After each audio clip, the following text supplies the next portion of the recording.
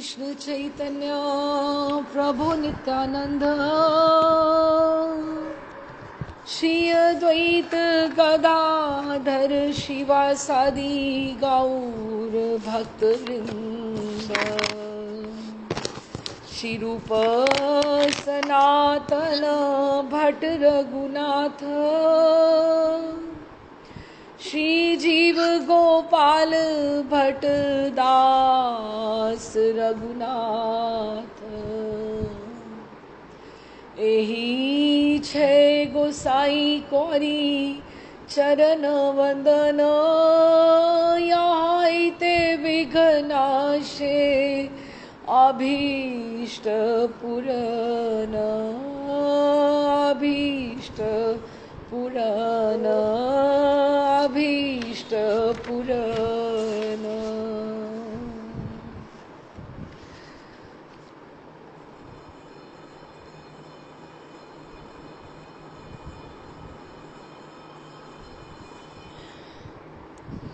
राधे श्याम जी। राधे श्याम। राधे श्याम।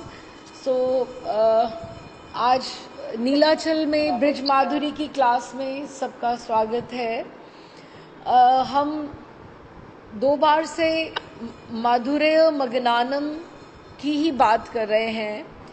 एक बार हमने माधुर्य मगनानम जो किया, अभी हम वहीं पर हैं और आज भी लगभग वहीं पर रहेंगे, क्योंकि पहला जो ये अध्याय है वो माधुर्य मगनानम के इर्द गिर्द ही घूम रहा है। तो पहला माधुर्य मगनानम हमने लीला शुक बिलमंगल के ग्रंथ श्री कृष्ण कर्णामृत में से लिया था, जहाँ पे नव किशोर ठाकुर जी का रास पंचाध्यायी का वो जो वंशीवट का जो एक दृश्य था, जिसमें ठाकुर जी शिला प्रस्तर पर बैठे हुए हैं, उनकी घुंघराली अलकावली हैं और उनके ऊपर मल्लिका के सफेद पुष्प उनकी अलकावलियों में अटके हुए हैं। माधुर्य मगनानम, और वो वंशी वादन कर रहे हैं।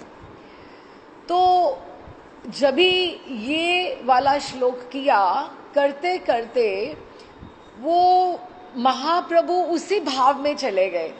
तो स्वरूप दामोदर ने, क्योंकि महाप्रभु की जो नेत्र है वो निमिलित है, बंद है, तो उनको ये लगा कि ये मेरे पास बहुत अच्छा समय है कि मैं महाप्रभु के ऊपर कुछ गा लूं। तो हमने पिछली बार जो 2 बहुत सुंदर पद किए थे, वो दोनों महाप्रभु के ऊपर किए थे। एक तो हमने ये किया था, बरसत नैन सुधा समवारी विकसित भाव कदम्ब, कि जब भी महाप्रभु के नेत्रों में से गंभीरा में अश्रु झर रहे हैं, तो वो कैसा उनका भाव विकसित हो रहा है, ऐसा जैसे कदम्ब के पेड़ में से छोटे छोटे सुंदर पुष्पों के गुच्छे जैसे हो रहा है, और उस मकरंद, वो उनके जो अश्रु निपातन होता है, उसका मकरंद वो रस सुधा को पान करने के लिए सुर और नर भाग भाग के उनके पास इस रस को लेने के लिए आ रहे हैं। तो ये हमने एक किया था पद, और एक हमने किया था बहुत सुंदर पद, उदय बय गौर चंद्र कनक कांति धारी। तो ये किया था कि जब ये जो धराधाम का जो चंद्र है, वो केवल और केवल रात्रि को ही खिलता है, उदित होता है, और रात्रि के अंधकार को नाश करने वाला है। लेकिन हमारे महाप्रभु गौर हरि इतने करुणामय हैं, इतने कृपामय हैं, कि वो दिन में भी उदित होते हैं और रात्रि में भी होते हैं, और हमारे हृदय के अंधकार को वो नाश करने वाले हैं। और जब भी महाप्रभु धराधाम पर अवतरित हुए, तो तारागण भक्त वृंद उदित भय संग संग, कि जब वो आए थे धराधाम के ऊपर, तो ये सारे के सारे जो आचार्य गण आए, पंच तत्व में जो सब हैं वो धराधाम पर आए, अपनी करुणा लेकर आए और उन्होंने रैन दिन प्रकाश करके पूरा पूरा अंधकार जो था उस समय नवदीप, जैसे हम वृंदावन को उस समय का वृंदावन हम सोच के देखते हैं, जब ठाकुर जी प्रियालाल जी होंगे, सब सखियां संग में होंगी, सब मंजरियां होंगी, यशोदा मैया, नंद बाबा, कीर्तिदा मैया, वृषभानु जी और सखा ग्वाल बाल सब जब गैया होंगे, यमुना जी अपने पूरे यौवन पे थी उस समय, तो वो वृंदावन कैसा रहा होगा।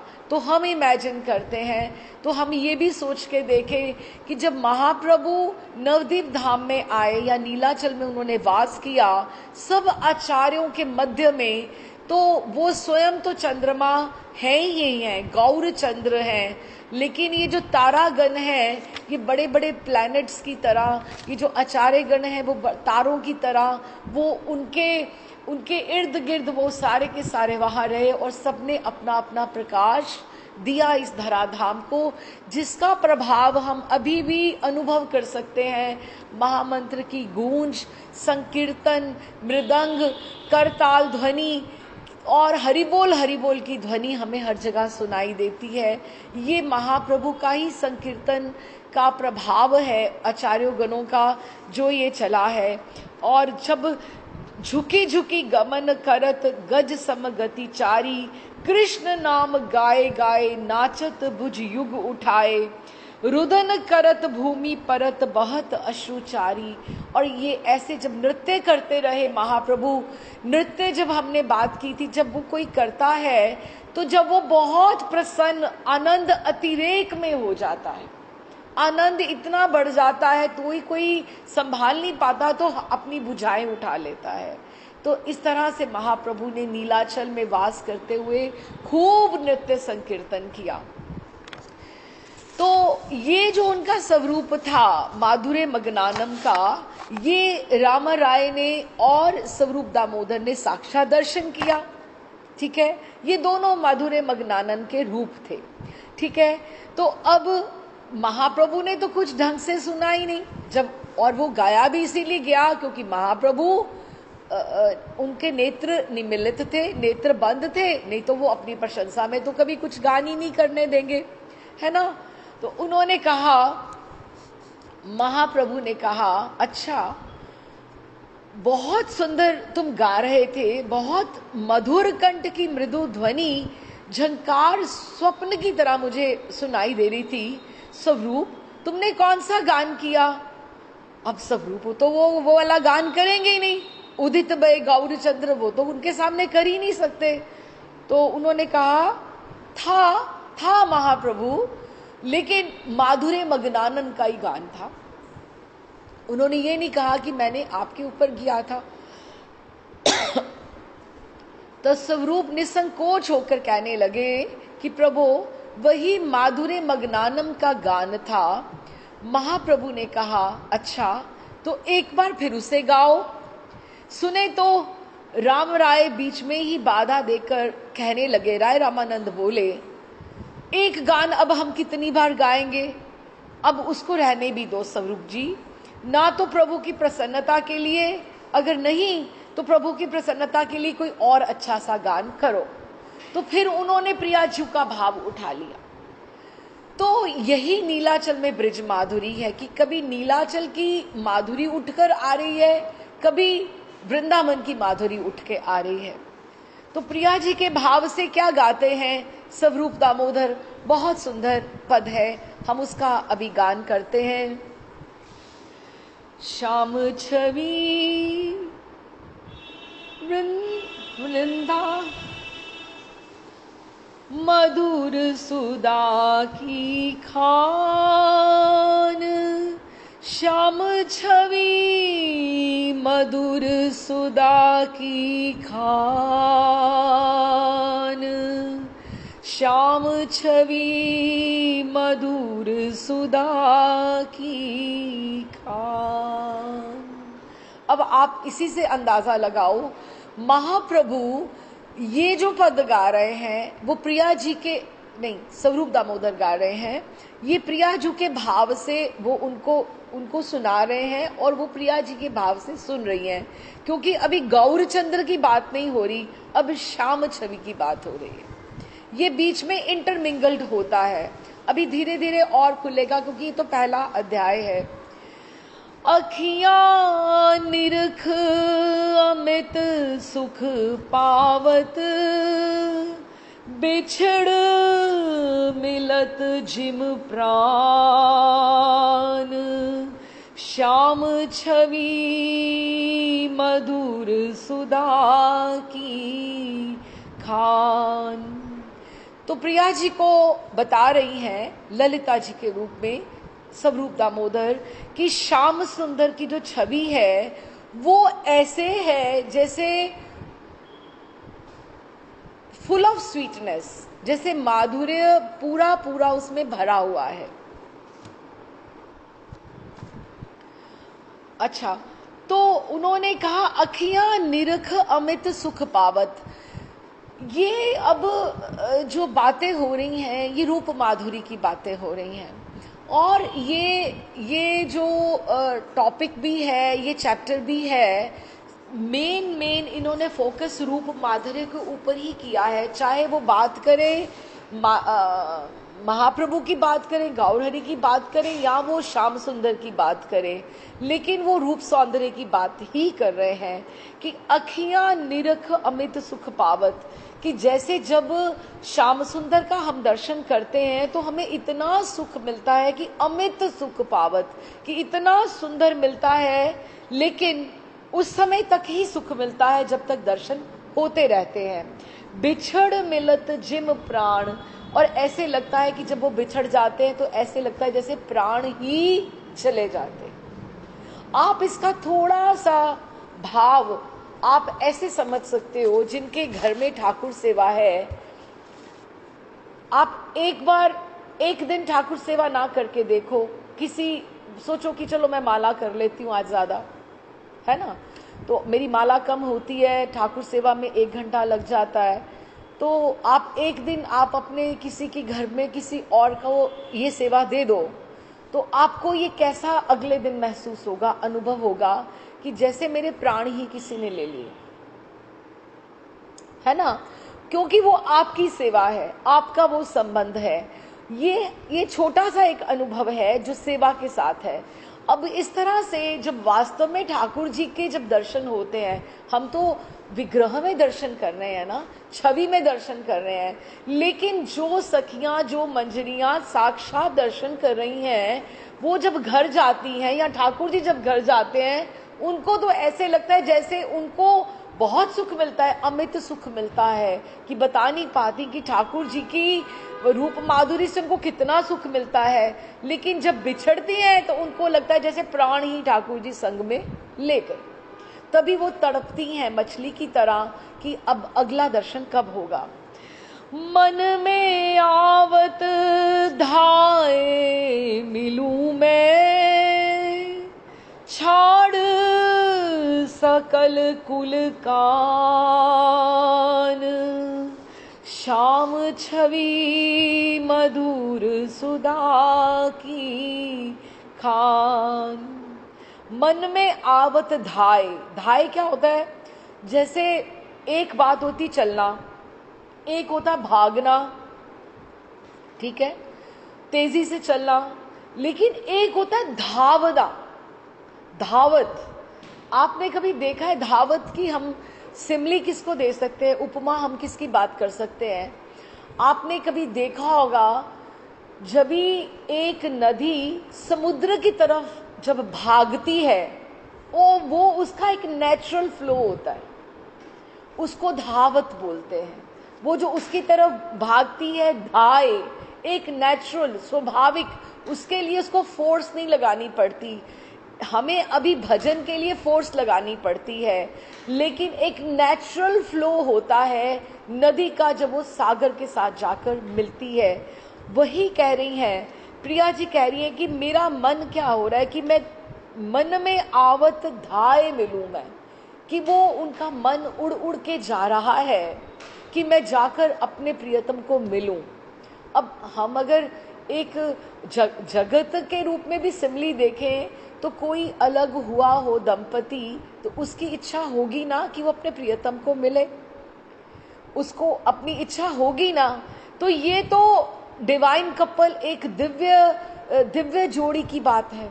तो वो उनके मन में ऐसे क्यों नहीं होगा कि मन में आवत धाए मिलूं मैं, कि मेरे मन में आता है मैं धावत करके जाकर मिलूं। ये शब्द याद रखना, धावत, क्योंकि ये अगले उसमें चैप्टर्स में आने वाले हैं। छाड़ सकल कुल कान, जो कुल मर्यादा जो की बेड़ियां हैं, श्रृंखलाएं हैं, वो स्त्रियों के लिए सबसे बड़ी होती हैं। अब पुरुष तो कहीं भी जाकर भजन कर सकते हैं, यमुना जी के तट पर बैठ जाएं आंखें बंद करके, या किसी भी मंदिर में जाकर आंखें बंद करके बैठ जाएं और भजन कर सकते हैं। स्त्रियां क्या जाकर कर सकती हैं? क्या नहीं कर सकती हैं। उनको सुरक्षित घर पे ही है, घर पे ही उनका भजन हो सकता है, जहां वो सात्विकता से आराम से बैठकर आंखें बंद करके रिलैक्स्ड होकर अपना भजन कर सकती है। और ये छाड़ सकल कुल कान, उनको ये भी नहीं हो रहा कि मेरी कुल की कुछ मर्यादा है कि मुझे ऐसे उनको मिलना चाहिए कि नहीं, ये इसको भी पार करना चाह रही हैं प्रिया जी कि मेरा मन आ रहा है कि मैं नदी की तरह भाग कर जाकर उनको मिलाऊं। और क्या करूं? पकड़ जो पाऊं, अगर मैं उनको पकड़ पाऊं तो क्या करूं? पकड़ जो पाऊं नैनन राखूं, कि मेरा मन आता है कि मैं उनको पकड़कर नैनन में रख लूं उनको। जैसे कोई ठाकुर जी ना हो गए, कोई वस्तु होगी कि उठा के आप अपने पास ही रख लो, लेकिन आप ऐसे तो नहीं रख सकते। लेकिन एक प्रियतम का जो हृदय होता है, प्रिया का जो हृदय होता है, वो मानने वाला नहीं है। प्रिया जी कह रही हैं, पकड़ जो पाऊं नैनन राखूं, दऊं अंत नहीं जान, श्याम छवि मधुर सुधा की खान, कि मेरे मन में आता है मैं उनको कहीं जाने ना दूं। कब तक? अंत तक। ये नहीं कि आज नहीं लिखा उन्होंने, अंत तक, जब तक मैं मर ना जाऊं मैं ठाकुर जी को कहीं जाने ना दूं, अपने पास नैनों में पकड़कर रख लूं, बसा लूं, है ना। अभी वही बात है ना, बसा लूं तो है नैनन में, है ना। वो राधा रमन जी का जैसे भजन है कि मैं आपको नैनों में बसा लूं, ये प्रियतमा और प्रियतम का भाव है। इस तरह से फिर जलद श्याम तनु रुचिर सुधाकर, उदित भयो ब्रिज आन, श्याम छवि मधुर सुधा की खान। क्या बोलती हैं?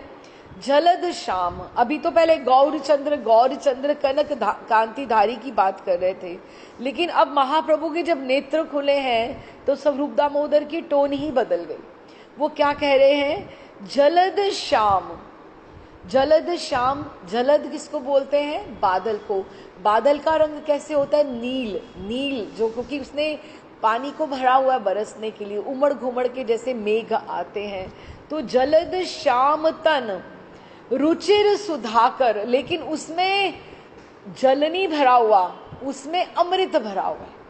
ठाकुर जी बादल, ऐसे बादल हैं, जलद श्याम, नीले तो हैं लेकिन उनमें अमृत भरा हुआ है, जिसके ऊपर कृपा उनकी बरस जाती है, वो बरस ही जाती है। और वो कहाँ उदित होकर आए हैं?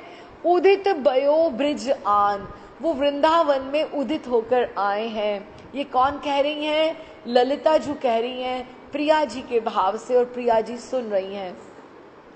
नैन चकोर सुदाहित व्याकुल, निमिष काल युग जान,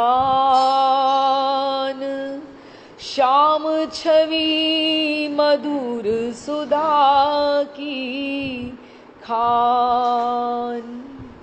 तो नैन चकोर कि अभी ठाकुर जी जो जलद है वो बरसने वाले हैं और उनमें क्या भरा हुआ है, अमृत भरा हुआ है, और भक्त क्या वो उस अमृत के प्यासे हैं। तो उनके नयन जो है चकोर की भांति वो जलद की तरफ ही देख रहे हैं। नैन चकोर सुधा हित व्याकुल, कि वो भी क्या चाहते हैं, सुधा हित व्याकुल, कि हमें हमारे में भी ऐसी व्याकुलता आनी चाहिए जैसे प्रिया जी के भाव। लेकिन जब तक हमें प्रिया जी स्वीकार नहीं करेंगी, प्रिया जी की हमारे ऊपर परछाई नहीं आएगी, हम इस भाव में नहीं आ सकते हैं, हम इस भाव में नहीं आ सकते। नैन चकोर सुधा हित व्याकुल। अब ये भाव प्रिया जी का भाव है कि नैन चकोर सुधा हित व्याकुल, कि प्रिया जी ठाकुर जी के विग्रह के दर्शन करना चाहती हैं और उनको उनके लिए निमिष काल युग जान, कि निमिष, निमिष क्या होता है, फ्रैक्शन ऑफ मोमेंट, जितनी देर में हम पल के झपकते हैं इसको निमिष बोलते हैं, फ्रैक्शन ऑफ मोमेंट। लेकिन प्रिया जी को वो भी निमिष काल युग जान, उनको लगता है कि जैसे पूरा का पूरा एक युग बीत गया, उनको इतना विरहा लगता है, इसलिए वो चकोर की भांति ठाकुर जी की तरफ देख रही हैं। तो ये अभी ललिता जी के भाव से गौरहरि जो राधा रानी के रूप में सुन रही हैं, तो उनको उन्होंने ये सुनाया। बहुत चतुर है ललिता सखी, वो तो है ही है। तो महाप्रभु कहने लगे बहुत सुंदर स्वरूप, ये बहुत सुंदर पद है, किंतु इसमें माधुर्य मग्नानन की बात तो है ही नहीं। अब इसमें क्या था, ठाकुर जी की देखो छोटी छोटी बातें हैं, इसमें प्रिया जी का विरह बता रहे हैं। ये जो हमने पद पढ़ा, इसमें प्रिया जी का मन था कि मैं उनको धाय मिलूं, कुल कान छोड़ दूं, मुझे उनका सुधा चाहिए, मुझे ये चाहिए। लेकिन इसमें ठाकुर जी का रूप का तो बात बहुत थी नहीं। तो कहते कि इसमें माधुर्य मग्नानन की तो बात है ही नहीं है। कहाँ है? स्वरूप हंसकर कहने लगे उसकी तुलना में तो उसी का है, उसी में है जो मैंने आपको पहले पद सुनाया था ना, उसकी जोड़ी का दूसरा कोई पद है ही नहीं प्रभु। अब मैं क्या सुनाऊं आपको? हाँ, लेकिन मैं आपको गाकर नहीं सुना सकता, हाँ, लेकिन मैं आपको उसको प्रत्यक्ष दिखा सकता हूं। इसको एंजॉय करना, ये बहुत आनंदपूर्ण बात है, बहुत अच्छी बात है। तो कहने लगे कि आप, मैं उसको सुना नहीं सकता, मैं आपको दिखा सकता हूं माधुर्य मग्नानन। कहते अच्छा। महाप्रभु कहते हैं किस प्रकार दिखा सकते हो मुझे? अब आप सोचो, वो प्रिया जी के भाव से श्याम सुंदर के दर्शन करना चाहती हैं, तो कितनी उतावली हो गई, एकदम से प्रसन्न हो गई और उत्साहित हो गई। कौन? गौरहरि हो गए कि मुझे माधुर्य मग्नानन के दर्शन करवा रहे हैं ललिता जी, दिखा सकते हो? दिखाओ दिखाओ। स्वरूप उठकर जल्दी से एक दर्पण लेकर आए और गौरहरि के हाथ में देकर कहने लगे इसमें साक्षात देखिए, आपको माधुर्य मग्नानम दिख जाएगा। मैं गा के नहीं दिखाया, लेकिन आपको मैं प्रत्यक्ष दिखा रहा हूं। अब बात तो अब देखो ना, अब इकट्ठा हो गया, ब्रिज की माधुरी भी हमने सुन ली और नीलाचल की भी सुन ली, और अब ये इकट्ठी हो गई। अच्छा, माधुर्य मग्नानन दिखाई देगा। महाप्रभु ने दांतों से जीभ को दबाते हुए दर्पण को पृथ्वी पर फेंक दिया और बोले छी छी छी छी छी छी, क्या सन्यासी को कोई दर्पण दिखाता है? स्वरूप बिल्कुल निसंकोच भाव से, झिझक नहीं रहे, ललिता जी है, अधिकार है उनका। कहते हैं मैंने इस सन्यासी को तो दर्पण नहीं दिखाया। अभी आप कौन से भाव में हो? क्यों राय रमानंद, ये सन्यासी है क्या? क्या मैंने सन्यासी को दर्पण दिखाया है क्या? रामानंद ने कहा सन्यासी तो मुझे यहाँ पे कोई दिखाई नहीं दे रहा कि कोई सन्यासी भी है। सन्यासी यहाँ कोई रूप सौंदर्य की बात करता है क्या? कहीं किसी की रूप माधुरी की बातें करता है क्या? कोई सन्यासी तो कोई है ही नहीं। महाप्रभु कहते हैं सन्यासी तुम्हें मैं सन्यासी नहीं दिखाई देता हूं क्या? रामानंद कहते हैं आप कहां से सन्यासी हो गए? आप निश्चय ही सन्यासी नहीं हैं। महाप्रभु कहते अगर मैं सन्यासी नहीं हूं तो मैं कौन हूं फिर? राय रामानंद हंसकर बोले, हंस रहे हैं, गंभीरा में हंसी की आवाजें आ रही हैं। क्या कहते हैं? भला आप ये तो कहिए प्रभु, कब तक और कितनी बार हम लोगों से आप छल करके जीत जाओगे? कभी हम भी जीतेंगे आपसे। और चोर अगर चोरी करता हुआ पकड़ा जाए, उसके हाथ में माल हो, तो फिर भी वो कहे कि वो तो ऐसे ही कहता है मैं तो चोर नहीं हूं और उसके हाथ में माल है। हमको आपके मुखारविंद में जो दिखाई दे रहा है, आप हमें केवल और केवल छल रहे हो। आपकी चोरी पकड़ी गई है। आप कितने दिन हमसे छिप कर रहोगे? आप जो हो हमें पता है। जिस समय आप श्री कृष्ण कर्णामृत के माधुर्य मग्नानन पद की व्याख्या हमें कर रहे थे और हम उसी समय हम आपको आप में माधुर्य मग्नानन के दर्शन कर रहे थे। गान आप कर रहे थे, लेकिन माधुर्य मग्नानन हम आप में देख रहे थे।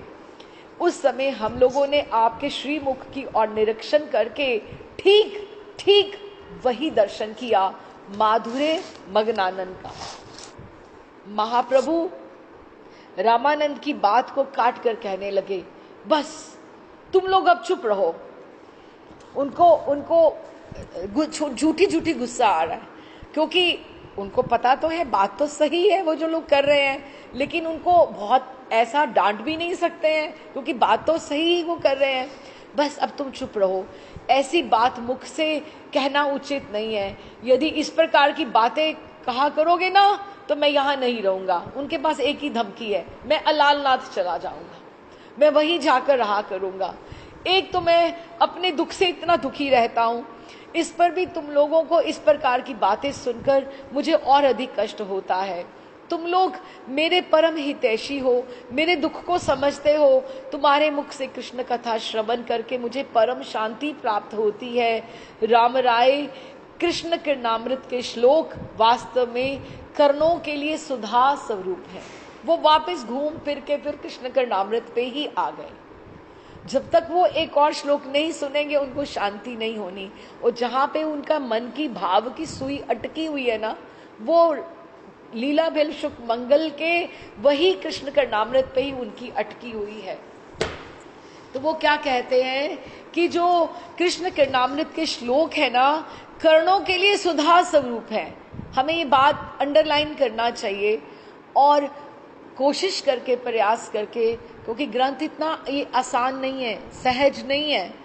और बहुत, अब देखिए हमारे जो आचार्य हैं षड गोस्वामी पाद, इन्होंने निकुंज रहस्य की बातें की और सारी की सारी निकुंज लीला की बातें की, और मानसी सेवा और जिस तरह से प्रार्थनाएं भी होती हैं, सारी हमें बात सारी करी। लेकिन ये 500 550 साल पहले हुई महाप्रभु के आसपास। लेकिन इससे पहले किसने करी? गीत गोविंद में जयदेव जी ने करी और लीला शुक बिल मंगल ने कृष्ण कर्णामृत में करी। ये हुई 1100-1200 ईस्वी की बातें हुई। मतलब आज से आप सोचो 1000 साल पहले। कृष्ण कर्णामृत कितना साल पुराना है। लीला शुक बिल मंगल कब आए थे वृंदावन? 1000 साल हो गया है। और आज हम 1000 साल के बाद अगर हम महाप्रभु के मुख से ये बात सुन रहे हैं कि ये कानों के लिए ये सुधा स्वरूप है। 112 श्लोक हैं केवल मात्र, लेकिन गुरुजनों के आश्रय में हमें, और फिर इतने आचार्यों ने उसके ऊपर टीका कर दी।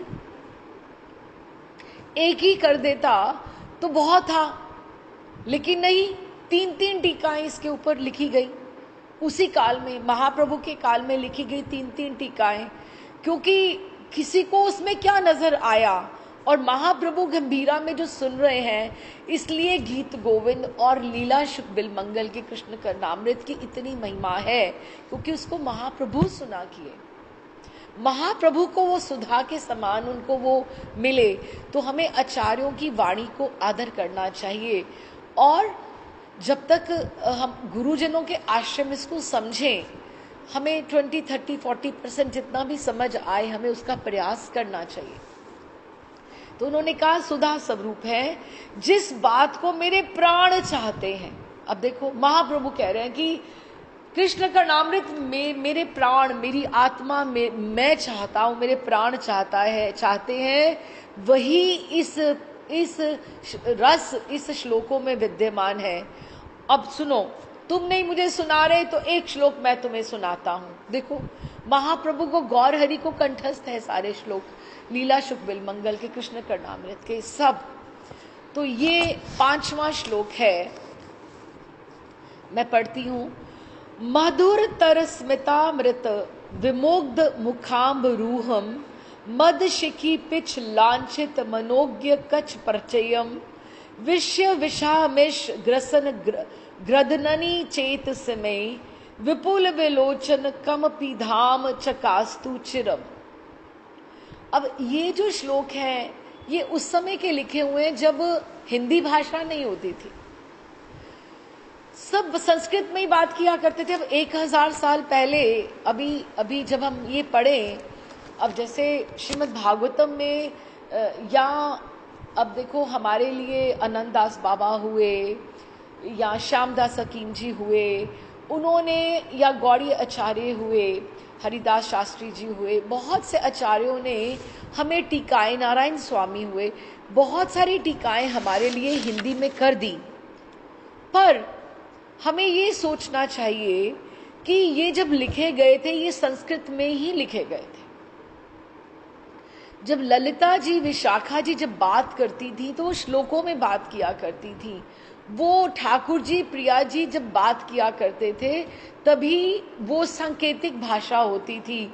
उसके एक एक श्लोक के कहीं कहीं 4-4, 5-5 अर्थ होते थे, क्योंकि संस्कृत की भाषा जो, संस्कृत भाषा जो है, महर्षि कहते हैं कि वो कामधेनु के समान है, जिसकी भुजाओं में जितना बल हो उतना दूध वो काढ़ सकता है उससे।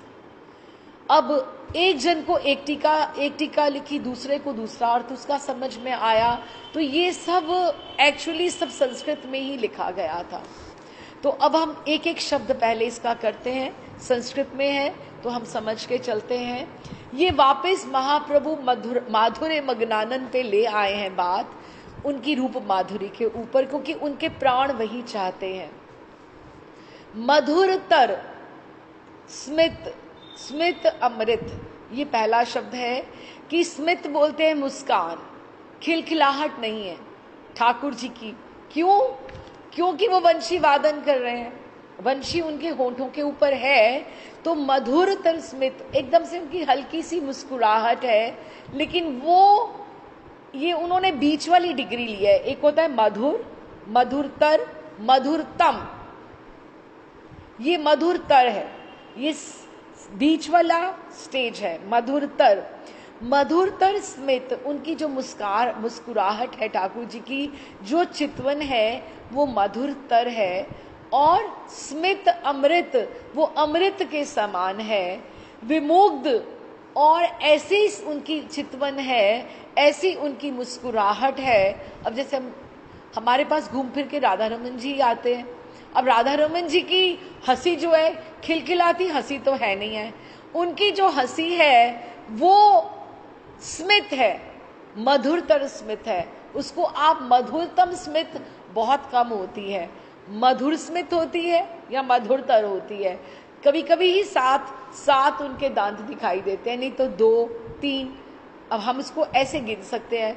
छोटी सी स्माइल जो आंखों में हो उसको मधुर स्मित बोल सकते हैं। जब दो दांत दंत पंक्ति दिखती हो या 3 दिखती हो तो उसको मधुरतर कह सकते हैं। और अगर 6-6, 7-7 दांत दिख रहे हो ठाकुर जी के तो ये मधुरतम हो गया। हम उसको यही कंपैरिजन कर सकते हैं कि कितने उनके दांत, कितनी दंत पंक्ति राशि दिख रही है। तो मधुरतर स्मित अमृत, उसमें कितना अमृत भरा हुआ है। और विमुग्ध, और हिप्नोटाइजिंग, विमुग्ध, विमोहित करने वाली है। ठाकुर जी की जो स्माइल है, ठाकुर जी की जो स्मित है, वो किसी को भी विमुग्ध कर सकती है।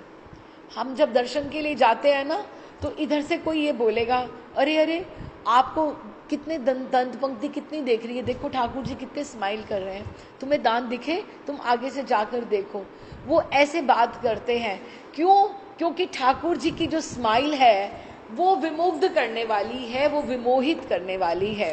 हाँ, और मुख अम्बरूहुम, अम्बरूहुम किसको बोलते हैं? कमल को। ठाकुर जी का जो मुख का कमल है और उसके ऊपर जो मधुरतर स्मित है, वो जब हंसते हैं तो वो विमोहित करने वाले हैं। उनकी जो हंसी है वो ऐसा जाल है जिसमें वो आपको फंसा रहे हैं, और कैसे फंसा लेंगे आपको पता भी नहीं चलेगा। ठीक है मेधा? तो ये जो आपको ये विमुग्ध करने वाली, विमोहित करने वाली मुख अम्बरूह, मुख कमल की जो हंसी है, वो ठाकुर जी का मधुरतर स्मित है। और उसके ऊपर क्या है? मद शिखी, मद शिखी पिच लांछित, कि उसके ऊपर ये जो शिखी, शिखी किसको बोलते हैं? मोर को। मोर का जो पंख है मस्त होके नाच रहा है, वो ऐसे खड़ा नहीं है, खड़ा नहीं है, वो ऐसे खड़ा नहीं है। आप वैसे भी देख लो कभी कभार, अब जब अभी गर्मियां हैं, ग्रीष्म ऋतु है, तो आप मोरपंख ठाकुर जी को लगाते हो तो जरा सी हवा चलती है तो वो भी ऐसे ऐसे हिलता है। तो ठाकुर जी जब चलते होंगे या कहीं बैठे होंगे तो वातावरण में जो समीर होती है, पवन होती है, उससे उनका जो मोरपंख है वो ऐसे ऐसे थोड़ा थोड़ा हिल हिल के वो आवाहन करता है, वो आपको बुलाता है कि तुम मेरे पास आओ। वो महर्षि कहते हैं कि कोई भी ऐसा जीव नहीं है डेयरिंग, कोई ऐसा जीव नहीं है जो सांप, सांप से सारे जीव डरते हैं। सांप काम के साथ उसको किया है, कंपैरिजन किया है, नेवला जैसे होता है, नेवला। लेकिन काम, क्रोध, लोभ, मद, अहंकार, ठाकुर जी कहते हैं कि मैंने जो ये आवाहन कर रहा हूं, ये मोरपंख जो मैंने धारण किया है, ये साक्षात आवाहन है कि तुम एक बार मेरे शरणागत हो जाओ। मेरा ये जो रूप माधुर्य है वो तुम्हारे काम, क्रोध, लोभ, मद, मोह, ईर्ष्या को सबको वो खा जाएगा, वो सबको वो उसका ग्रास बना के उसको ग्रहण कर लेगा, कि वो आपको परेशान नहीं करेंगे। मद शिखी पिछ लांछित, और वो कहाँ लगे हुए हैं? मनोज्ञ कच परचयम। कच कहते हैं केश को, कच केश को बोलते हैं। प्रचयम टू मैनी, डेंस, समूह, जो केशों का समूह है, जो कुंतल राशि है, मनोज्ञ। और ठाकुर जी के जो केश भी हैं वो ऐसे हैं जो उनकी मन की बात को समझते हैं कि उन्होंने किधर से, घुंघराली अलकावली ने किधर से इधर से हिलकर आना है या इधर से हिलकर आना है, और वो मोर पंख को वो हिलाते रहते हैं। अब वापस से समझे इसको। मद शिखी, मदमस्त, मदमस्त, मद मतलब मदमस्त, शिखी मोर, पिच लांछित, मनोज्ञ मन के भावों को जानने वाले, कच केश और प्रचयम समूह, कि वो ठाकुर जी की जो कुंतल अलकावली हैं, उन्होंने जो मोर पंख को धारण किया हुआ है, वो आपको बाहर से वो आपको बुला रहे हैं कि तुम मेरी तरफ आओ। ठीक है? अभी इसमें आपने एक बात नोटिस करी, मधुरतर स्मित, अमृत। एक बात करी ठाकुर जी की मुस्कुराहट की बात करी, एक हमने बात करी विमुग्ध, मोहित करने की बात करी, एक हमने मुख कमल की बात करी, मुख कमल की बात करी, एक हमने मदशिख पिच की बात करी, एक हमने मनोज्ञ कच परचयम की बात करी, केशों की बात करी। तो ये क्या बातें हो रही हैं?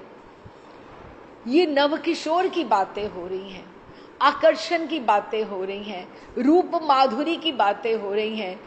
क्यों? क्योंकि हमारी उपासना रस की उपासना है। हमें ये समझना पड़ेगा, हमारी उपासना ध्यान की उपासना है। ये श्लोक जो है वो ध्यान के श्लोक है, वो ध्यान के श्लोक हैं कि अगर आपको ये बता रहे हैं तो वो यही बता रहे हैं कि तुम जब बैठो तो ठाकुर की अलकावली की बात तुम सोचो, तुम ठाकुर के मोर पंख की बात सोचो, तुम ठाकुर की मुस्कुराहट की बात सोचो, तुम ठाकुर के मुख कमल की बात सोचो। क्यों? क्योंकि देखो, एक तो सबसे पहली बात, उनका जिनका नाम ही कृष्ण है, जिनका नाम ही कृष्ण है, वो कितने आकर्षित तुम्हें करते हैं और उनमें कितना आकर्षण भरा हुआ है। बड़े महाराज जी कहते रहे कि वो जो ठाकुर जी हैं वो he is not beauty, he is the source of beauty, he is the beauty incarnation. वो स्वयं सारी सुंदरता के स्रोत हैं। सारी सुंदरता जितनी भी जगत में है उनसे प्रकट हुई है। ये बात हमने समझी कि कृष्ण जो हमारी उपासना है वो श्रृंगार की उपासना है, वो माधुर्य की उपासना है, वो मधुरता की उपासना है। और जब तक ये आप मधुरता मन में नहीं बिठाओगे, ये काम क्रोध लोभ मन आसक्तियां निवृत्तियां ये कहीं नहीं जाने वाली। जब तुम इन चीजों को अपने मन के भीतर भर लोगे, जब कृष्ण तुम्हारे, क्योंकि इसका रंग ऐसा है, महाराज जी कहते हैं कंचन जो है सबसे बड़ा सोने का जहर है, उसके पश्चात जो सांप का जहर है, धन का है, संग का जहर है। ये सारे जहरों को इकट्ठा तुम अगर कर लोगे तो भी अगर तुम उसका खरड़ से उसको घोट लो फिर भी वो बराबरी नहीं कर सकते जितना कालकूट जहर कृष्ण के नाम में बसा हुआ है और उसकी रूप माधुरी में बसा हुआ है। तभी तो बार बार रूप गोस्वामी पाद कहते हैं, कालिंदी यदि यासी। क्या आपको समझ में आई ये बात? ये महाराज जी का बड़ा प्रिय श्लोक है। कालिंदी यमुना जी यदि, अगर तुम यासी, अगर तुम जाओगी तो क्या होगा? वो वहीं पर है, कहीं पर वो चिपक जाएगा वो भूत तुम्हें। कालिंदी यदि यासी, अगर तुम कालिंदी यमुना जी के तट के ऊपर तुम घड़ा भरने जाओगी तो वो भूत खड़ा है, वो तुम्हें चिपकने वाला है, वो कालकूट है, वो काली कील है टेढ़ी, वो घुस गई तो और कुछ नहीं घुसेगा। कालिंदी यदि यासी, इसीलिए बार बार हम कहते हैं वो मित्र नहीं होगा जो तुम्हें वृंदावन का रास्ता दिखाएगा, वृंदावन लेकर जाएगा। क्यों? क्योंकि अभी आप देखो, एक और बात है, देखो आप अपने आप को तैयार करो, है तो सही ठाकुर।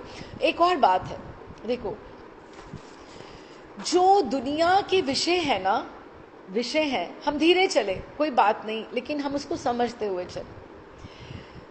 मुझे पहला अध्याय नहीं मेरे से विश्राम हो रहा, मैं धीरे धीरे चल रही हूं क्योंकि ये थोड़ा कठिन है सब।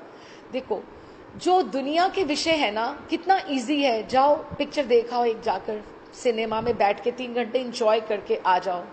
लेकिन एंजॉय किया, खूब एंजॉय किया, मस्त मजा आ गया, लेकिन उसका असर क्या होने वाला है? तुम्हें कैसी वाइब्रेशंस मिली, तुम्हें क्या मिला उसमें से, क्या लर्निंग हुई, क्या तुमने देखा, क्या तुमने किसी को क्या अट्रैक्ट किया? तुमने कहीं खाना खाया बाहर, बहुत अच्छा लगता है, बाहर जाओ चाट पकौड़ी खाओ, सब डिनर किया, अच्छे से खाना खा के तुम आ गए, सब कुछ अच्छा लगा, लेकिन उसका असर क्या होने वाला है? वो प्रसादी तो नहीं था ना, नहीं था ना। तुम जाओ कहीं घूम कर आ जाओ, बहुत आनंद आया, बहुत मजा आया, लेकिन वो धाम तो नहीं था ना, उसका तुम्हें कर्म भोगना पड़ेगा ना। लेकिन आनंद तो खूब आया, मजा आया, है ना। तो ये जो विषय हैं ये पहले मीठे लगते हैं, लेकिन जब प्रारब्ध बन के तुम्हारे आगे आते हैं, इसके जैसा कोई तुम्हारा दुश्मन कोई नहीं है, वो जहर के समान है। लेकिन जो भजन है, कृष्ण नाम है, ये ऐसा है, जपना कठिन है, भजन करना कठिन है। प्रभुपाद जी ने भी यही कहा। कहते इतना संकीर्तन हो रहे हैं, इतने प्रोसेशन, झांकियां चल रही हैं, मंगला आरती हो रही हैं, इतनी पोशाकें बन रही हैं, इतने आभूषण खरीदे जा रहे हैं, इतने लोग सेवा कर रहे हैं, क्या वो करवाना चाहते हैं आपसे? इतनी कथाएं हो रही हैं, यूट्यूब भरा पड़ा है, इतना सारा कुछ हो रहा है, वो क्या कराना चाहते हैं? The whole business is just to chant Hare Krishna mahamantra. उसका सार सार सार सार क्या है कि केवल केवल केवल केवल केवल तुम महामंत्र तुम करो। इतना रसोई हो रही है, इतने भोग बन रहे हैं, वहां पे अन्नकूट हो रहे हैं, क्या तुम्हारे मन में बस कैसी किसी तरह से प्रीति उत्पन्न हो जाए तो तुम पहले ही कर लो ना भैया। सीधे सीधे कान नहीं पकड़ोगे तो डांट करके तुम्हें ये पहाड़ा याद करना ही पड़ेगा। ये अगर नहीं तुम करोगे तो तुम्हें मार मार के तुम्हारे टीचर, तुम्हारे कर्म तुम्हें कराएंगे। ये तुम्हें करना ही पड़ेगा अगर तुम्हें घर वापस जाना है, नहीं तो यहीं हम योनियों में भटकते ही रहेंगे। तो कृष्ण नाम पहले कठिन लगता है, प्रयास करना पड़ता है। वो सीधे सीधे ऐसे नहीं, पिक्चर जाके बैठ जाओ तो ऐसे मजा आना शुरू हो जाता है। कृष्ण नाम में ऐसे मजा नहीं आता, कठिन लगता है, उसके लिए प्रयास करना पड़ता है। लेकिन जब उसके पश्चात, जब तुम्हें उसका चस्का लग जाएगा, व्यसन लग जाएगा, उत्तरोत्तर तुम उन्नति करोगे तो उसके जैसा मीठा कुछ और है ही नहीं। जगत के विषय कठिन है, मीठे हैं, लेकिन वो बाद में प्रारब्ध बन के जब आएंगे तब आपको हमें समझ में आएगी। लेकिन ये पहले कठिन है कृष्ण नाम, लेकिन प्रयास करने से ये जब ये प्रारब्ध तुम्हारे काटते जाएंगे, ये तुम्हारा कम करते जाएंगे। तो आप बोलो दोनों में से अच्छा सौदा कौन सा हुआ? करना पड़ेगा ना।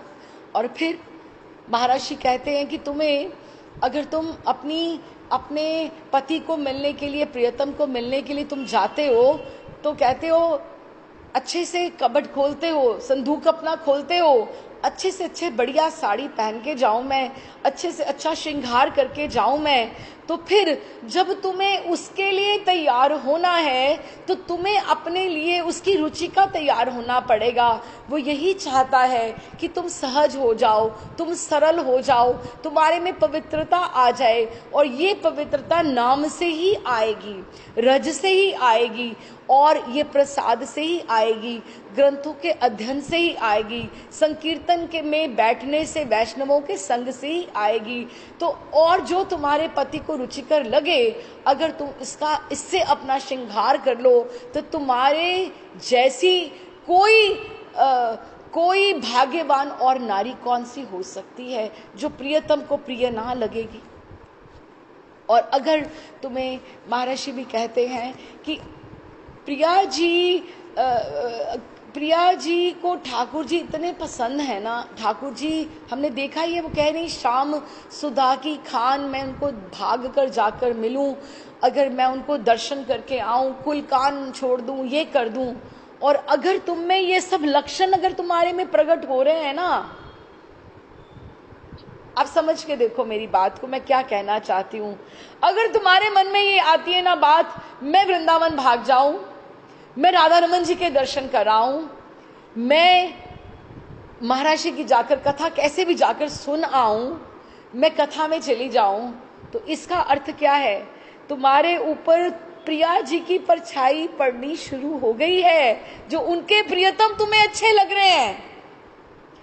प्रिया जी ने तुम्हें पात्रता देनी आरंभ कर दी है, उनकी परछाई तुम्हारे ऊपर पड़ रही है, क्योंकि तुम उसके प्रियतम का रस उसके पात्र से ही पी सकते हो। ये प्रिया जी को, अगर तुम्हें राधा रमन जी अच्छे लग रहे हैं ना, राधा बांके बिहारी अच्छे लग रहे हैं, राधा श्याम सुंदर अच्छे लग रहे हैं, कृष्ण यमुना वृंदावन धाम अच्छा लग रहा है, तो इसका अर्थ यही है कि प्रिया जी ने आपको अपना लिया।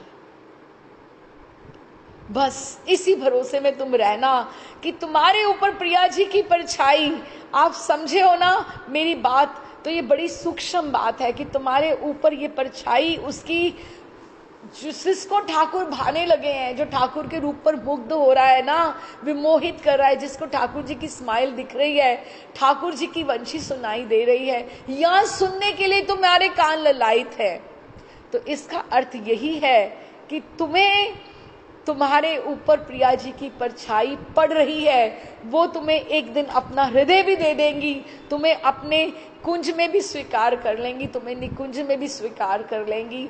क्यों? क्योंकि उसको पता है कि जैसे मैं अपने प्रियतम को प्रेम करती हूँ, ये भी मेरे प्रियतम को वैसे ही प्रेम करने लगी है। तो फिर यही हमें बेस्ट ड्रेसअप होके जाना है अपने प्रियतम को मिलने के लिए। जैसे हम अपने दुनियावी पति के लिए मिलने के लिए अपनी तैयारी करते हैं, इस तरह से अगर हमें उस प्रियतम को मिलने जाना है तो हमें वैष्णवों का संग करना पड़ेगा, माला जप करनी पड़ेगी, प्रसाद ग्रहण करने पड़ेगा। ये सब कठिन है पहले, लेकिन तुम्हारे कितने जन्मों के प्रारब्ध ये काटने वाले हैं। ये सिंपल जो सामने सामने दिख रहा है ना, वो इजी है, वहां एंजॉय कराओ, वहां चले जाओ, लेकिन ये बाद में जब प्रारब्ध बन जाएगा ना, तुमने क्या किया, क्या खाया, कहाँ बैठे, किसका संग किया, ये प्रारब्ध काटना तुम्हारे लिए बाद में मुश्किल होगा। चाहे तुम्हें अभी इजी लग रहा है, लेकिन कृष्ण नाम के लिए तुम प्रयास कर लो, ये तुम्हें उन्नति की तरफ ही लेकर आगे बढ़कर लेकर जाएगा।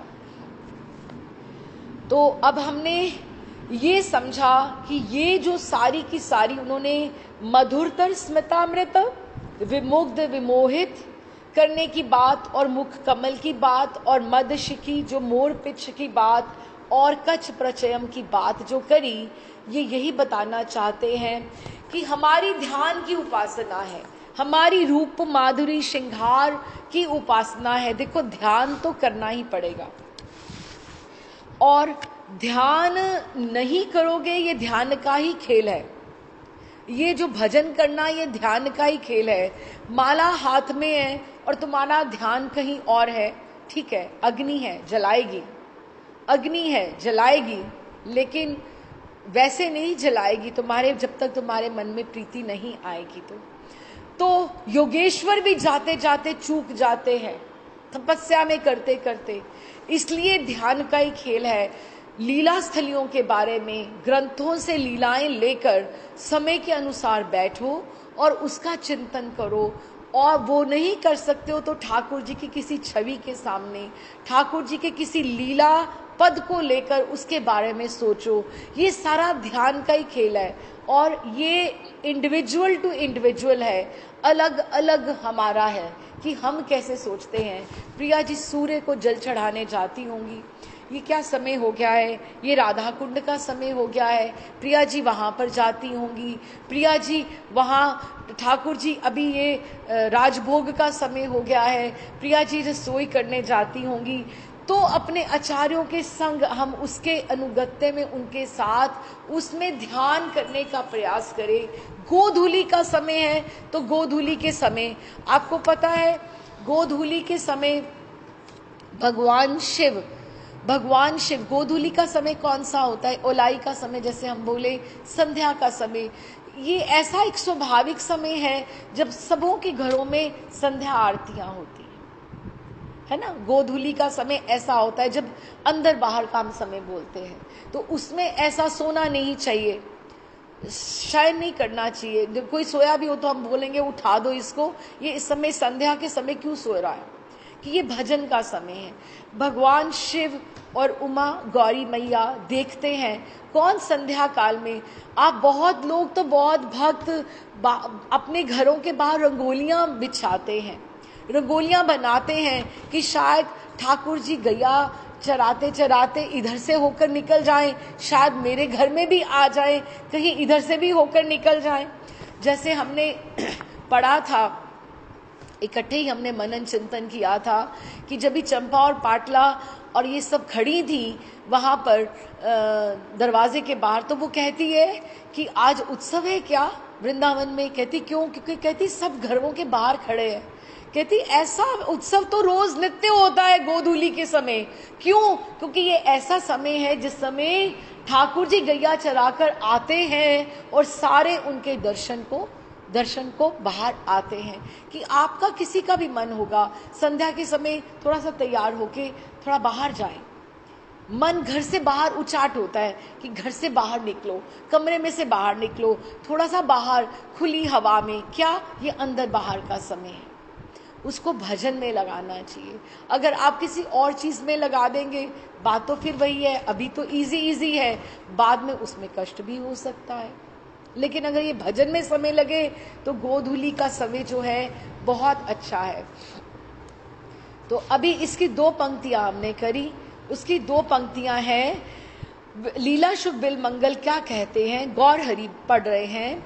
विषय विषा आमिष ग्रसन ग्रधननी चेत सिमे, कि विषय आमिष। अगर आपको याद होगा, अब देखो ये 2 पंक्तियां बिल्कुल अलग हैं पहली वालियों से। तो मैं एक पंक्ति का एक में समझाती हूँ आपको, और दूसरे का चौथी का एक में समझाती हूँ। क्या है? विषय विषामिष। अगर आपको याद होगा, हमने लीला शुभ बिल मंगल की कथा करी थी, हमने उनका कैरेक्टर थोड़ा सा हमने चिंतन किया था कि वो चिंतामणि के रूप में पे विमुग्ध हो गए थे। रूप ही तो था ना, उनको पता था ना ये मेरी पत्नी नहीं है, मेरी अपनी पत्नी पीछे है, मेरे अपनी संतान पीछे है, मेरे माता पिता है, मुझे उनके पास रहना चाहिए। लेकिन चिंतामणि के रूप पर वो मुग्ध होकर वो आ गए थे, और धीरे धीरे वो और भी किसी के रूप के ऊपर मुग्ध हुए, जब उन्होंने बाद में गरम तपती सिलाइयों के साथ अपनी आंखें फोड़ ली थी बाद में, है ना। ये हमने पहली ही सिटिंग में या दूसरी सिटिंग में शायद हमने किया था, जब भी हमने लीला शुभ बिल मंगल के कमनीय किशोर श्लोक किए थे। तो इसका अर्थ ये है कि वो रूप पे आसक्त थे, है ना, विषय के ऊपर आसक्त थे। तो अब वो क्या कह रहे हैं कि विषय विषा आमिष। आमिष किसको बोलते हैं? मांस को बोलते हैं। मांस खाने वाले को आमिष भोजी बोलते हैं, है ना, कि जो मांस खाता है, या जो आंखों से किसी के रूप सौंदर्य का पान करता है, देखता है कि लड़की कितनी सुंदर है, वो एक आमिष भोजी है। वो मांसाहारी है, वो वैसे नहीं खा रहा है, लेकिन उसके नेत्र उसका पान कर रहे हैं। यही बात लीला शुभ बिल मंगल कह रहे हैं कि मैं विषय विषामिष हूं। मेरी कमजोरी सबसे बड़ी क्या है? मेरी कमजोरी ये है कि मैं रूप को देखकर अपना रास्ता भटक जाता हूं। विषय विषामिष ग्रसन उसको मैं ग्रस करता हूं। ग्रदनिन चेतस में, कि जैसे वो मेरे सामने आती है कोई भी रूप सौंदर्य। अब देखो ना, पतंगा ही होता है, जैसे पतंगा ही होता है, तो पतंगा को पता होता है कि वो कैंडल के पास जब जाएगा तो वो मर जाएगा, लेकिन वो जो लॉ होती है उसको इतनी अट्रैक्ट करती है कि वो उसके पास ही जाता है, वो जब तक वो मर नहीं जाता है। उसको पता है कि वो मरने वाला है, लेकिन उसके पास जाता है। तो हमारी जो इंद्रियां हैं, रूप, आंखें विशेषतः, गंध,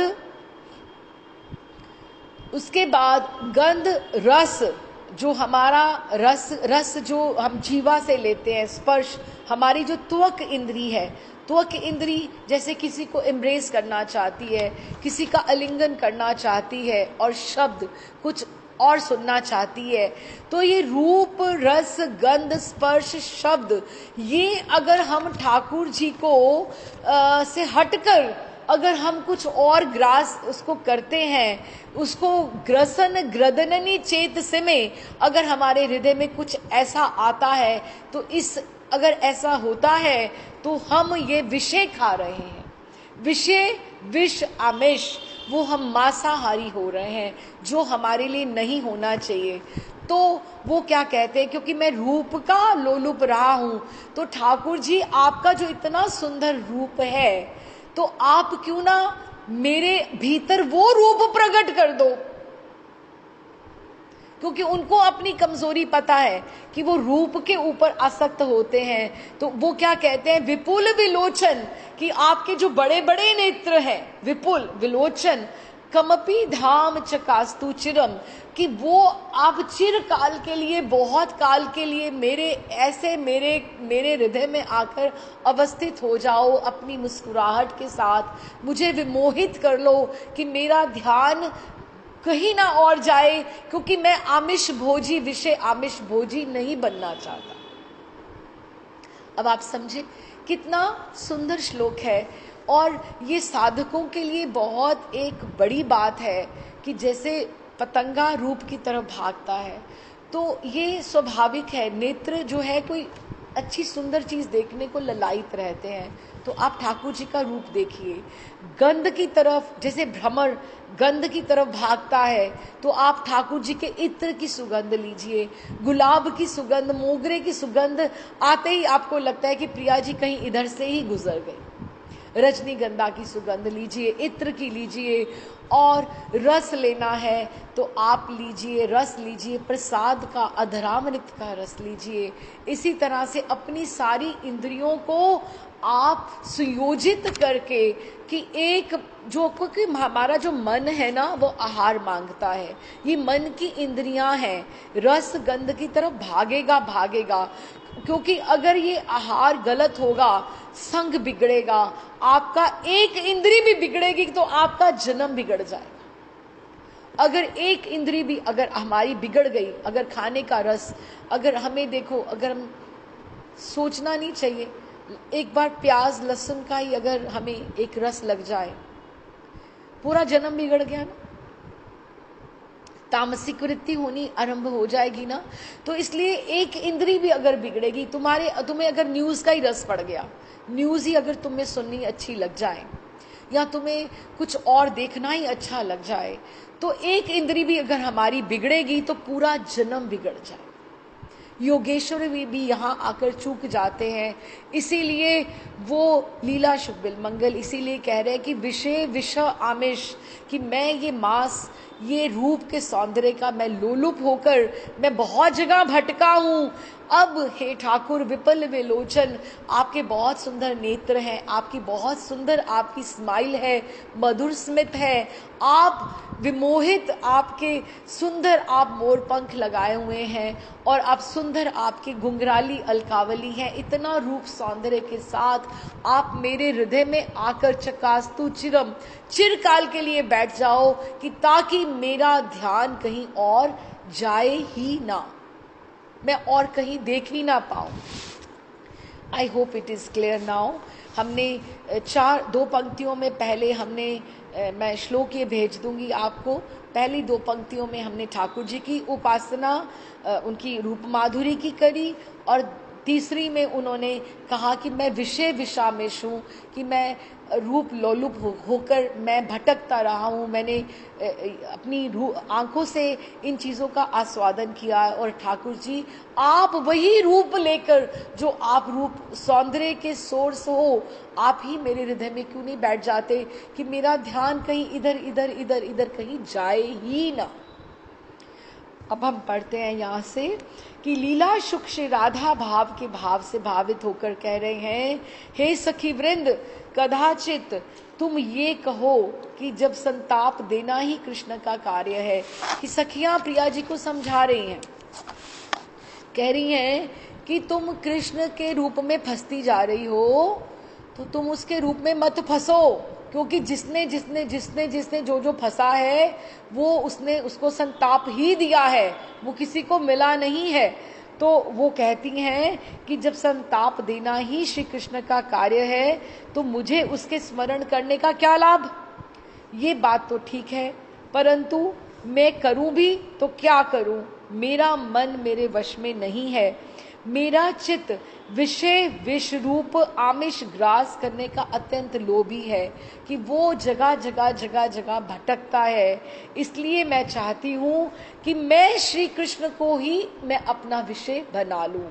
ऐसा ही हर साधक को चाहिए कि ठाकुर जी की रूप माधुरी ऐसी हमारे हृदय में बस जाए कि हमें और जगत का कोई दिखाई ही नहीं दे कि कहीं सुंदरता और भी बाकी गुंजाइश कहीं और भी है। क्योंकि जो निज माधुर्य के द्वारा मन के मेरे भ्रमर को आकर्षण कर बंधन करता है वही मेरा प्रियतम है। संसार में अगर आप सोचो तो ऐसा कोई और इतना सुंदर है क्या? ठाकुर जी से अतिरिक्त कोई है? और अगर आपने ठोक बजाकर देखना है तो ऐसा भी सोच लो, कोई महर्षि कहते हैं कि कोई संबंध सच्चा है कि नहीं है जिसके साथ तुम अपने आप को बांध सको। इसलिए सांचो एक राधा रमन झूठो सब संसार, ना तो उसके जैसा कोई सौंदर्यवान है, ना ही उनके जैसा कोई विमोहित करने वाला है, और ना ही उनके जैसा कोई संबंध को निभाने वाला है जो तुम्हारे साथ अपने संबंध को निभा देगा। प्यार तुम कर लो, निभाने के लिए वो खड़ा है और वो निभा देगा। कोई ऐसा संबंध नहीं है जो वास्तव में विषय रूप से ग्रहण किया जाए। परंतु एक बात है, कहते ये जो ठाकुर है ना, ये ऐसा है जो विष भी है और अमृत भी है। ये अकेला ना तो जहर है ना ये मीठा है। जैसे तव कथामृतम तप्त जीवनम हम कहते हैं, और जितना तुम ठाकुर जी का नाम जपते जाओगे ना, तुम्हें उसका जहर चढ़ रहा है। जहर इसलिए चढ़ रहा है कि तुम्हें और कुछ अच्छा नहीं लगेगा, लेकिन तुम्हारी अतृप्ति भी और बढ़ती जाएगी। तुम और करते जाओगे, तुम्हारा मन होगा कि मैं और करूं। आज अगर तुमने इतनी माला करी तो तुम्हारा मन होगा मैं और करूं। आज इतनी सेवा करी तो तुम्हारा मन होगा मैं और करूं। कि इसमें विषय अमृत और विष दोनों इकट्ठा है, तृप्ति भी है और अतृप्ति भी है। ये इसका सम्मिलित संयोग है जो दोनों ही, क्योंकि तव कथामृतम, जितनी तुम कथा सुनते हो तुम्हें उस समय तो शांति होगी, उस समय तो तृप्ति होगी, तो साथ ही में कथा विश्राम के बाद तुम्हें एकदम से लगेगा थोड़ी और, कल भी और सुन ले, थोड़ी सी और सुन लेते। इसका अर्थ ये है कि इसमें तृप्ति है ही नहीं। तव कथामृतम, ये विष भी है और अमृत भी है। क्योंकि ये ऐसा नहीं कि पानी पी लिया और प्यास बुझ गई।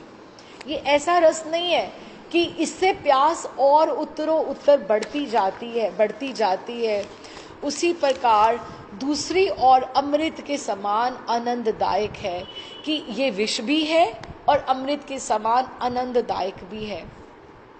और इस विष धाम, अब आप देखो ना, साफ साफ उन्होंने बोला कि अमृत और विष का ये धाम है, इकट्ठा है। अब सीधा सा एग्जाम्पल अगर मैं बताऊं, आप वृंदावन आए, खूब आनंद आया, लेकिन आपकी किसी की तृप्ति हुई? 2 दिन के लिए आओ, 1 हफ्ते के लिए आओ, 1 महीने के लिए आओ, 1 साल के लिए आओ, 1 साल के बाद भी तुम जाओगे तो रोते हुए जाओगे यहाँ से, तुम्हारी तृप्ति नहीं होगी। 1 दिन के लिए आओगे तो तुम्हें लगेगा 1 दिन तो बहुत कम है। 4 दिन के लिए आते, 1 सप्ताह के लिए आते, 1 सप्ताह के लिए आना शुरू कर दो, ठीक है। फिर 1 सप्ताह के बाद तुम रोते हुए जाओगे। जो उन लोगों से पूछो, उनके दिल से पूछो जो वृंदावन के बाहर रहते हैं, उनके दिल से पूछ के देखो। अब ये बताओ कि तुम्हें कोई ऐसी जगह है जो तुम्हें वहां पर बैठकर तुम्हें तसल्ली तो हो रही है, लेकिन तुम्हें तृप्ति नहीं हो रही है। तो ये विषय और अमृत इकट्ठा हुआ कि नहीं हुआ?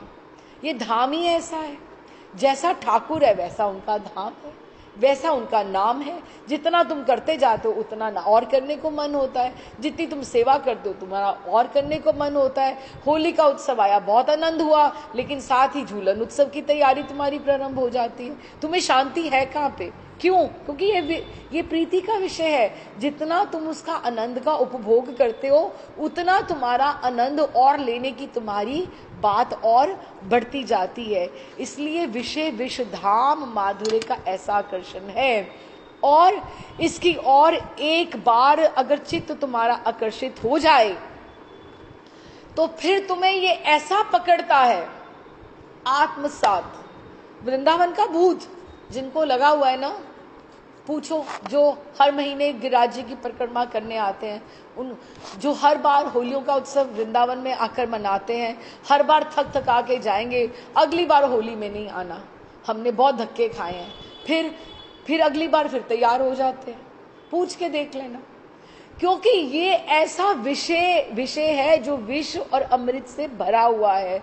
और फिर उसको ठाकुर जी, वृंदावन, नाम, ऐसी चीजें हैं जिसको ये आत्मसात कर लेती है, उसको ये छोड़ती नहीं है, ये चिपक जाती है। भूत है ठाकुर का, ये भूत है।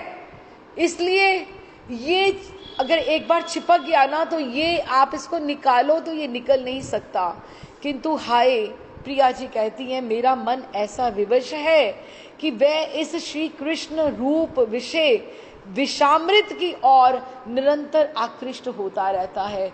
कि चाहे हे सखियो तुम मुझे कहती हो कि ये जो ठाकुर जी का नाम रूप ऐसा है कि तुम मत जाओ, ये विषय अमृत है, विषय अमृत है, विष अमृत है, लेकिन मेरा मन इसके बिना हट ही नहीं रहा है। क्यों? पतंगा जैसे दीप शिखा पर गिरकर अपना प्राण देती है तो भी उसके सौंदर्य का लोभ परित्याग नहीं कर सकती। हे सखी, इस ज्योतिर्मय देवता का मुखमंडल, ये जो ज्योतिर्मय मंडल है उसका, ठाकुर जी का जो ज्योतिर्मय जो मुख है, उसकी जो मंद स्मित है, वो जो मुस्कुराहट है वो इतनी मधुर है, उसके नेत्र युगल इतने विशाल विपुल विलोचन, और जो मदमस्त शिखपुछ जो ऊपर है, और केश पाश जो कुंतल राशि इतनी मनोरम है कि मेरा मन हर एक में उलझता ही जा रहा है, उलझता ही जा रहा है। हे सखी, मैं कृष्ण रूप की अग्नि में जलकर अपने प्राण दे दूंगी, इसमें मुझे कुछ भी कष्ट नहीं है। किंतु श्री कृष्ण के द्वारा आकृष्ट चित्त में सर्वदा वे श्याम सुंदर ज्योति प्रकाशमान रहे, यही एकमात्र मेरी वासना है। कि वो यही इच्छा कर रही हैं कि श्री कृष्ण चाहे विष है, अमृत है, जो भी है, मुझे पता है कि मुझे एक बार चिपक गए ये छूटेंगे नहीं, लेकिन फिर भी मैं इनके साथ ही जुड़े रहना चाहती हूँ। मैं धाम से अलग नहीं होना चाहती, मैं कृष्ण नाम से अलग नहीं होना चाहती, मैं कृष्ण रूप सौंदर्य से अलग नहीं होना चाहती, मुझे इसके साथ ही रहना है। यही गौरहरि कह रहे हैं, और यही राधा रानी गौरहरि स्वरूप दामोदर और रामानंद से कह रहे हैं, और प्रिया जी अपनी सखियों से कह रहे हैं, और हमें समझा रहे हैं साधकों को कि ये ठाकुर जी का जो रूप, नाम, धाम ऐसा है, इसका सौंदर्य ऐसा है कि जो एक बार आ जाए तो उसको अमृत भी मिलता है और उसको साथ में अतृप्ति का विष भी मिल जाता है। यही विश्राम करते हैं। मैं 3 हफ्ते से ट्राई कर रही हूँ कि मैं ये फर्स्ट चैप्टर फिनिश कर दूँ, लेकिन मैं नहीं कर पा रही हूँ, लेकिन अगली बार मैं ज़रूर कर दूँगी, क्योंकि केवल 1.5 पेज और बाकी है, तो फिर हम इसमें सेकंड में करेंगे। पर मुझे लग रहा है कि हम जितना कर रहे हैं हम अच्छे से करें, अच्छे से पढ़ें, समझते हुए चलें। हमारी मंजिल भी बड़ी सुंदर है और हमारा रास्ता भी बड़ा सुंदर है। हम उसके स्मरण में डूबते उतरते चलें, हमें कोई जल्दी नहीं है। वहाँ पहुँचकर भी हमने उसका नाम लेना है और रास्ते में भी हम उसका नाम ले रहे हैं, तो हम ये नाम लेते लेते चलें। बस दैट्स इट। मैं ये श्लोक भेज दूंगी आपको, और यहाँ दीपा भेज देगी। मेरा बहुत कुछ लिखा हुआ है। दीपा, ये 5वां श्लोक है, आप ही भेज देना दीपा। मधुर स्मिता अमृत ताकि जिस दीदी को या किशोरी किंकरी मेधा को अगर गाना हो तो आप ये गाइएगा और हमें भी अपनी मधुर वाणी में सुनाइएगा। ये श्लोक है 5वां है, मधुर स्मिता अमृतम। राधे श्याम जी, राधे श्याम जी, राधे।